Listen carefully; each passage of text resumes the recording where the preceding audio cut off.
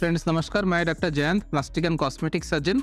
आज जो हमारा साथ में जो सर है उनका हेयर ट्रांसप्लांट करना है। उनका एक्चुअली पहले एक बार हेयर ट्रांसप्लांट हुआ है आज से 4 साल पहले। टी टेक्निक में किया है, एफ यू टी टेक्निक, जो स्टिच टेक्निक में जिसको बोला जाता है, जिसमें टाँका लगता है पीछे। हम दिखाएंगे कैसे किया है। और उनका फ्रंट वाला एरिया कवर किया था। हम लोग देख सकते हैं जो फ्रंटल, हम लोग हेड को 2 हिस्से में डिवाइड कर सकते हैं, एक फ्रंटल पार्ट और एक बैक पार्ट या क्राउन पार्ट। तो फ्रंटल एरिया में उनका लगभग 3000 फॉलिकल ट्रांसप्लांट किया था।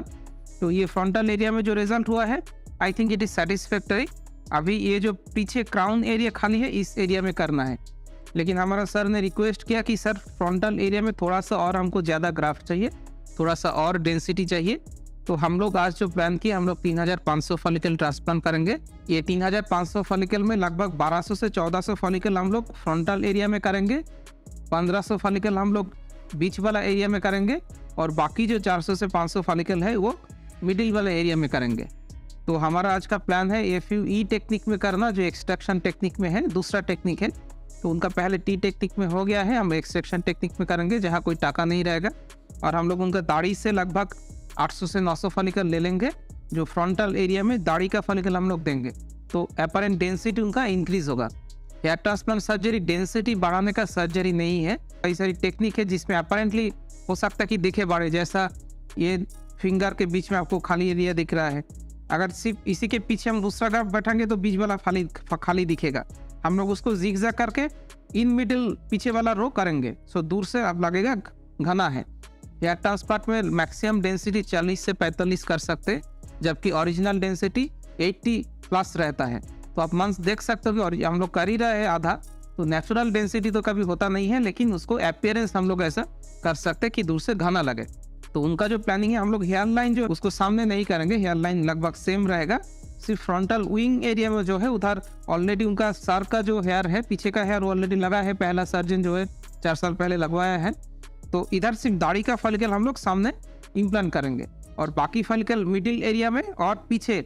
क्योंकि पीछे कोई अगर आपको देख रहा है तो अगर सामने से देखता है या पीछे से देखता है, हम लोग लाइन में खड़े हैं तो आपके पीछे जो खड़ा है वो पीछे देख सकता है, और सामने से जब किसी के सामने बात करें हम सामने से देखते हैं। तो सामने वाला हिस्सा और पीछे वाला हिस्सा, ये दोनों बहुत अच्छा होना चाहिए।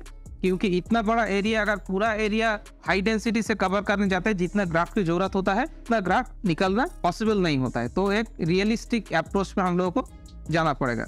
तो ये है हम लोगों का प्लान कि हम लोग 3500 फॉलिकल करेंगे। सामने वाला हिस्से में दाढ़ी का फॉलिकल रहेगा और पीछे वाला हिस्से में माथे के फॉलिकल रहेगा। तो चलिए कोई मार्किंग दिखा देते हैं, और उनका डोनर एरिया टी करने के बाद कैसा होता है ये भी इस पेशेंट से आपको दिख जाएगा। क्योंकि हमारा फ्रंट का फ्रंटल एरिया में हेयर्स है, तो हम लोगों का फ्रंटल एरिया मार्किंग लेके उतना कैलकुलेशन नहीं करना पड़ेगा। ऑलरेडी वी हैव हेयर्स उनका है, उसी लाइन को हम लोग फॉलो करेंगे। और क्योंकि हमारा सर जो है उनका एज 40+ है, तो इसलिए हम लोग उनका हेयर लाइन जो है वो पीछे करेंगे। और पहला सर्जन भी थोड़ा सा पीछे ही किया, ये नेचुरल लुक देते हैं। हम लोग को फेस के साथ और एज के साथ हेयर लाइन को मैच करना चाहिए। ऐसा नहीं है कि हेयर लाइन हम बहुत सामने ला दिया और वो देखने में बच्चा जैसा हो गया है, एजेड टीनेज जैसा हो गया, ऐसा नहीं होना चाहिए। तो ये फ्रंटल विंग एरिया है। फ्रंटल विंग एरिया में ऑलरेडी ट्रांसप्लांटेड हेयर है, इसमें हम लोग और ट्रांसप्लांट करेंगे।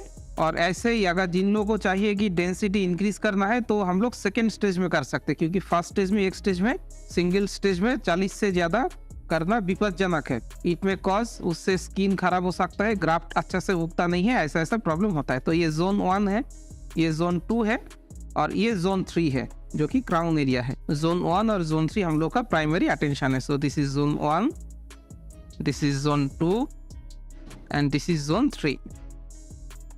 अभी हम लोग इन सर का पहले टी टेक्निक में हुआ था, टी टेक्निक का स्कार कैसा होता है वो आप लोगों को एक बार दिखा देंगे। सो हम लोग टी टेक्निक में, मेरा जब वीडियो आप लोग देखेंगे उसमें F U T, F you ई दोनों टेक्निक में हम करते हैं। आज तो इनके लिए एफ यू ई टेक्निक में करेंगे, लेकिन टी टेक्निक में भी करते हैं। देखिए टी टेक्निक में जो सिलाई का दाग रहता है, यूजुअली पता नहीं चलता है, कहीं आपको पता नहीं चल रहा है कि पीछे दाग है। जब ये चूल बाल जब बड़ा हो जाता है, ये पता नहीं चलता कहीं कोई निशान है कि नहीं, मार्क है कि नहीं। ट्राइकोफाइटिक वे में क्लोजर करते तो बिल्कुल पता नहीं चल रहा है, बट आप जब ट्रिम करेंगे तब आपको एक हल्का दाग पता चलेगा। सो आप ट्रिम कर रहे हैं, हम आप लोग देख सकते हैं ये ट्रिमिंग प्रोसीजर चल रहा है। तो जहाँ ट्रिम नहीं की उधर दाग नहीं पता चल रहा है, लेकिन जहाँ ट्रिम की उधर हल्का सा दाग पता चल रहा है। ऐसा FUT में जो लोग बोलते हैं कि negative point, this marking is the only negative point, ये मार्किंग जो रहता है ये ओनली नेगेटिव पॉइंट है। लेकिन देखिए बहुत अच्छे तरीके से ब्लेंड हो गया है, और जब बाल रहता है तो ये दाग पता भी नहीं चलता है। तो टी टेक्निक भी बहुत इफेक्टिव टेक्निक है, और इस टेक्निक में भी हम करते हैं। आज हम टी टेक्निक में नहीं करेंगे, वो बात दूसरा है, लेकिन ये टेक्निक भी अच्छा टेक्निक है। तो फ्रेंड्स नमस्कार, मैं doctor Jayant, plastic and cosmetic surgeon. हमारा जो फ्रेंड को देख रहे हैं आप, हमने 2 दिन पहले उनका हेयर ट्रांसप्लांट सर्जरी किए हैं। उनका फ्रंटल एरिया में उनका एक्चुअली पहले भी एक बार हेयर ट्रांसप्लांट हुआ था 4 साल पहले FUT टेक्निक में, जहाँ स्टिच टेक्निक बोला जाता है। तो फ्रंटल एरिया में उनका हेयर ट्रांसप्लांट हुआ था। उन्होंने चाहा था कि फ्रंटल एरिया में और थोड़ा सा डेंसिटी बढ़ जाए, और पीछे जो एरिया खाली था क्राउन एरिया में उसको भी भर जाए। तो हमने इस बार उनको टी टेक्निक में किया। पहले बार स्टिच टेक्निक में हुआ था, इस बार नॉन स्टिच टेक्निक में किया और स्टिच लेस टेक्निक में किया। हम लोग को प्लान था 3500 फॉलिकल ट्रांसप्लांट करना, तो हमने टोटल 3520 के आसपास फॉलिकल हमने ट्रांसप्लांट किया। उसमें से 900 फॉलिकल हमने दाढ़ी के एरिया से लिया, बाकी फॉलिकल उनका माथा के पीछे जो सेम टोनर एरिया है उस एरिया से लिए हैं। तो हम इस दोस्त का जो उनका जो अभी 2 दिन बाद कैसा दिख रहा है वो आप लोगों को एक बार दिखा देते हैं। तो आप लोग देख सकते हैं जस्ट 2 दिन बाद आप लोग महसूस भी कर सकते हो, ये हाई डेंसिटी ट्रांसप्लांटेड एरिया है जहाँ ज़्यादा ब्लैकिश लग रहा है। इस एरिया में फ्रंटल जो ये यू शेपेड जोन है, इस एरिया में हम लोग 1500 फॉलिकल दिया, और पीछे बाकी सारी फॉलिकल लगाए। इस एरिया में हाई डेंसिटी हुआ और इस एरिया में हाई डेंसिटी हुआ, बीच में उनका बाल ऑलरेडी था। और इस एरिया में सेकेंड टाइम हमने ट्रांसप्लांट कर रहा है। फर्स्ट टाइम FUT टेक्निक में ग्राफ्ट लिया था, इस बार हम लोग FUE टेक्निक में लिया। ये जस्ट 2 दिन बाद का पिक्चर है, ऐसे दिखता है 2 दिन बाद। अभी हम इन लोगों के साथ और थोड़ा सा बात करेंगे, क्योंकि हमारा ये फ्रेंड जो है उनका FUT में पहले हुआ था, अभी हमने ई में किया। तो एटलीस्ट 2 दिन तक टी में कैसे थे और ई में कैसे थे उन्होंने तो कंपेयर कर सकते हैं। तो मैं जस्ट एक क्वेश्चन पूछूंगा कि सर आपको तो पहले कट के स्टिच करके किया था और इस बार हमने विदाउट स्टिच किया, तो हम लोग सुन करने के लिए एनेस्थेसिया इंजेक्शन देते छोटा छोटा, वो लोग भी 4 साल पहले जो डॉक्टर ने किया था उन्होंने भी दिया था। तो पेन के बराबर ही था, एक ही जैसा था कि उस बार थोड़ा सा पेन ज्यादा हुआ था? हाँ, उस बार थोड़ा सा ज्यादा था, इस बार तो इतना नहीं है, नॉर्मल था, लोकल। लेकिन दोनों बार में ही मतलब सहन कर सकते हैं, उसमें कोई दिक्कत नहीं, ठीक ठाक था। तो टी टेक्निक में भी हम करते हैं, मेरा वीडियो भी है, आप लोग देख सकते हो। ऐसा नहीं है कि टी टेक्निक अच्छा है, ई टेक्निक ज्यादा अच्छा है, ऐसा नहीं है, दोनों टेक्निक अच्छा है।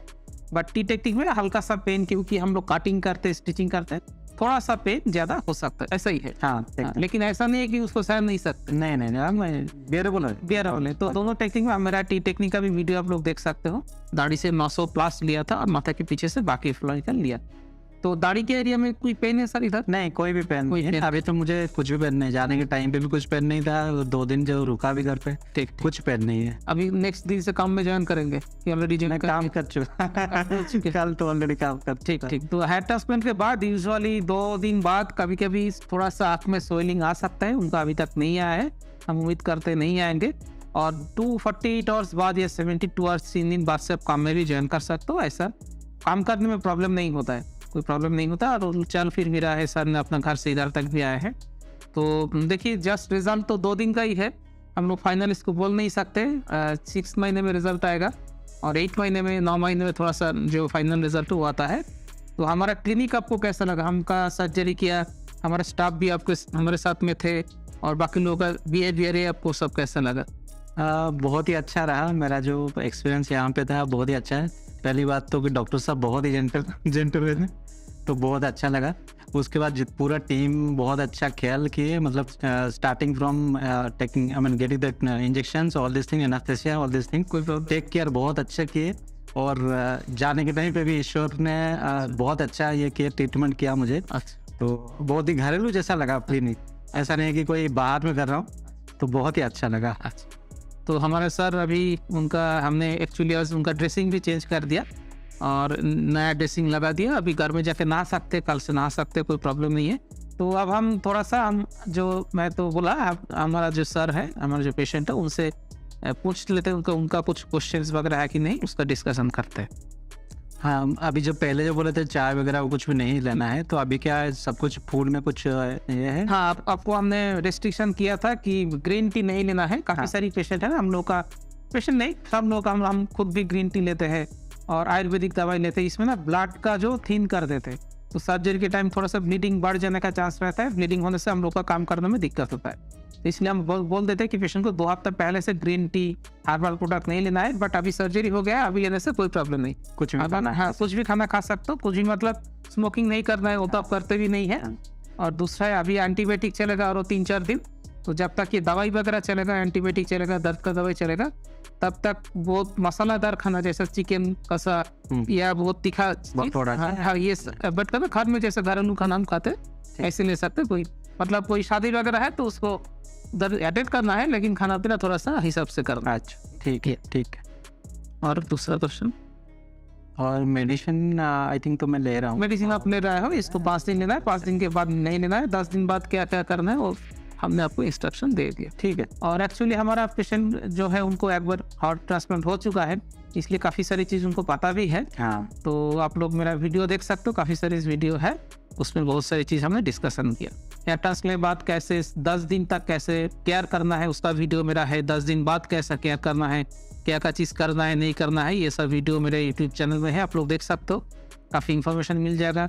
ये छोड़ के कैसे सर्जरी करते, कैसे टी टेक्निक करते, कैसे ई टेक्निक करते, 1 महीना बाद कैसे दिखता है, 6 महीना बाद कैसे दिखता है, 1 साल बाद कैसे दिखता है। और पेशेंट का ऐसा वीडियो भी है जो उनका एक्सपीरियंस बता रहा है। ये सब देखते सबको काफ़ी इन्फॉर्मेशन मिल जाएगा। और अगर हेयर ट्रांसप्लांट करना है और इसके बारे में बात करना है, नीचे मेरा व्हाट्सअप नंबर है, उससे आप लोग व्हाट्सअप कर सकते हो। व्हाट्सअप करने से मैं आपको कितना फॉलिकल चाहिए, कितना कॉस्ट होगा, ये सारी डिटेल्स बता दूंगा। सर हमारा अपने यूजुअली लोग जब हेयर ट्रांसप्लांट करते हैं तो मार्केट सर्च करते हैं, हमारे इधर कॉस्ट आपको ठीक ठाक लगा कि पॉसिबल है कि नहीं? सबसे कम है। अच्छा मैं तो बहुत सारे मार्केट में देखा, लेकिन यहाँ पे कॉस्ट कम है। कम है। ठीक, तो हमने भी कॉस्ट ऐसा रखा है कि जो लोग कर सकते हैं। हम लोग चाहते हैं कि ज़्यादा से ज़्यादा लोग हेयर ट्रांसप्लांट करें। काफ़ी गलतफहमी भी रहते, हेयर का ट्रांसप्लांट करेंगे पता नहीं दिमाग का क्या हो जाएगा, कुछ खराब हो जाएगा, काफ़ी कन्फ्यूजन्स भी रहते हैं। ये सब को लेकर हेयर ट्रांसप्लांट का कॉम्प्लिकेशन क्या सोचते हैं, ये सब को लेकर भी मेरा वीडियो है, लगभग 300+ वीडियो है। आप लोग देखेंगे तो डेफिनेटली बहुत इन्फॉर्मेशन मिलेगा। और अगर संपर्क करना है, नीचे मेरा व्हाट्सअप नंबर है, उधर आपका सर का फ़ोटो भेज दीजिएगा, तो मैं देख के जहाँ खाली हो गया और जहाँ बाल है दोनों एरिया का भेजना है, तो मैं देख के कितना ग्राफ चाहिए, कितना खर्चा होगा, कितना बार में करना पड़ेगा, सारी डिटेल्स बता दूंगा। वीडियो देखने के लिए धन्यवाद। नमस्कार। Thank you. नमस्ते।